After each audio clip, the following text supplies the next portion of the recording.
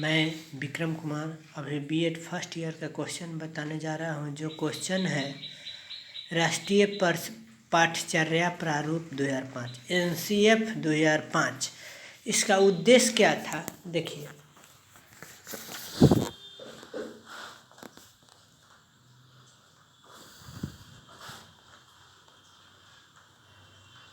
इसका उद्देश्य एक में था शैक्षिक का मतलब शिक्षा के क्षेत्र में है।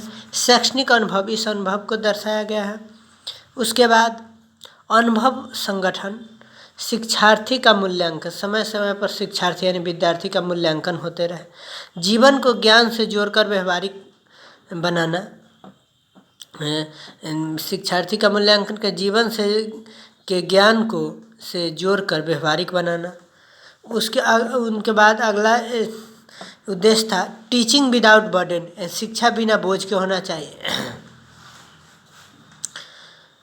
राष्ट्रीय पाठ्यचर्या कब 1975 में हुआ, 1988 में, 2000 में और 2005 में। इसका विशेषता था मातृभाषा में शिक्षा। 2005 का एनसीएफ का विशेषता था मातृभाषा में शिक्षा। रविंद्रनाथ टैगोर के द्वारा लिखित निबंध सभ्यता और प्रगति के आधार पर एनसीएफ 2005 बना। सभ्यता और प्रगति के आधार पर एनसीएफ 2005 बना।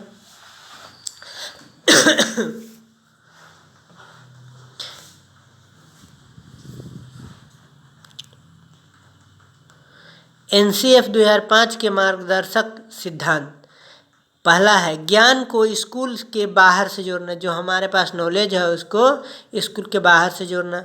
पढ़ाई रटन प्रणाली से मुक्त होना, यानी हम लोग जो पढ़ते हैं वह रटन प्रणाली, रटने की चीज़ नहीं है। पाठ्यचर्या का संवर्धन इस तरह हो कि बच्चा को बहुमुखी विकास हो। पाठ्यचर्या का संवर्धन इस प्रकार हो कि बच्चा को बहुमुखी विकास हो। परीक्षा को अपेक्षाकृत अधिक लचीला बनाना चाहिए कि बच्चा डरे नहीं। एक ऐसी अधिभावी पहचान का विकास जिसमें प्रजातांत्रिक राज व्यवस्था के अंतर्गत राष्ट्रीय चिंता समाहित हो। उसके बाद अगला टॉपिक है, अगला पॉइंट है राष्ट्रीय शिक्षा के लक्ष्य। राष्ट्रीय शिक्षा का लक्ष्य क्या था देखिए। एनसीएफ 2005 के अनुसार शिक्षा का लक्ष्य पहला है शिक्षा का लक्ष्य बाह्य अनुभव से जोड़ना, बाहरी अनुभव से जोड़ना। दूसरा है बच्चों को बात को ध्यान से सुन लेना चाहिए। तीसरा है आत्मज्ञान, खुद को लिखना, खुद को पहचानना, खुद का बोलना, साध्य एवं साधन दोनों के सही होने वाले पर चर्चा करना। चौथा है सांस्कृतिक विविधता का सम्मान करना। व्यक्तिगत अंतर को महत्व को स्वीकार करना, जैसे singing, dancing, stories, literature etc.. इस पर व्यक्तिगत अंतर को महत्व को स्वीकार करना, यानी व्यक्तिगत अंतर, अलग अलग आदमी के अलग अलग रुचि होता है। किसी को स्टोरी लिखने में, किसी को लिटरेचर में, तो किसी को सिंगिंग गाना में, तो किसी को डांस करने में। ज्ञान के वस्तुनिष्ठ तरीके के साथ साथ साहित्य कलात्मकता का भी ज्ञान होना चाहिए।